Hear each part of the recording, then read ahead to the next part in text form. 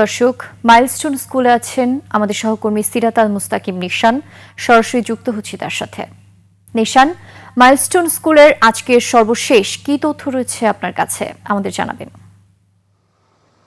Nirjona, milestone স্কুলের যে আজকের সর্বশেষ তথ্য সেটি হচ্ছে মাইলস্টোন স্কুলের শিক্ষকদেরকে নিয়ে 6 সদস্যের একটি তদন্ত কমিটি গঠন করা হয়েছে এবং সেই তদন্ত কমিটির আজকেই প্রথম কার্যদিবস। তারা কিন্তু ভেতরে কাজ করছেন এবং গণমাধ্যম কর্মীদেরকে কিন্তু ভেতরে প্রবেশ করতে দেওয়া হচ্ছে না। গতকাল যে অবস্থায় ছিল, মাইলস্টোন স্কুল অ্যান্ড কলেজের গেট কিন্তু বন্ধ করে রাখা হয়েছে। ভেতরে প্রশাসন রয়েছে, আইন শৃঙ্খলা বাহিনীর সদস্যরা রয়েছেন এবং তারা কিন্তু ভেতরে তদন্ত কমিটি রয়েছেন, তাদের প্রথম কার্যদিবস।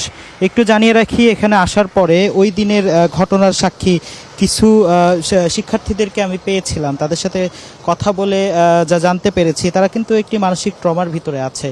অর্থাৎ এই যে মাইলস্টোন স্কুলটি, এটির পাশেই এয়ারপোর্ট, এর উপর দিয়ে কিছুক্ষণ পর পরই বিমান চলাচল করছে। তারা বলছে যে আসলে ছোট বাচ্চাদের যে বিষয়টি, যে বিমান দেখলে তারা অনেক খুশি হয়, বিমান আকাশ দিয়ে গেলে তারা সেটা দেখে অনেক খুশি হয়, কিন্তু এই ঘটনার পরে আসলে বিমান দেখলে তারা খুব ভয় থাকে। অনেকেই বলছেন যে সে ঘুমাচ্ছে, ঘুমানোর ভিতরে যখন বিমানের শব্দ পাচ্ছে তখন কিন্তু তার সামনে সেই যে দৃশ্য, সেই যে ভয়াবহ যে দৃশ্য সেদিনকের যেগুলো তারা দেখেছিল, তাদের সহপাঠী, তাদের বন্ধু, তাদের ভাই, তাদের বোন, তাদের চোখের সামনে পুড়ে মানে একেবারে অবস্থা খারাপ, তাদেরকে যে দেখেছিল সেই দৃশ্যগুলো তাদের বারবার মনে পড়ে এবং মানসিক ট্রমার ভিতর দিয়ে কিন্তু তারা যাচ্ছে।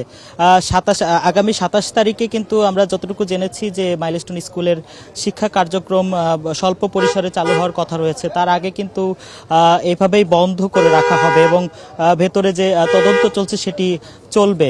নির্জনা, এই ছিল আমার কাছে মাইলস্টোন স্কুলের সামনে থেকে সর্বশেষ।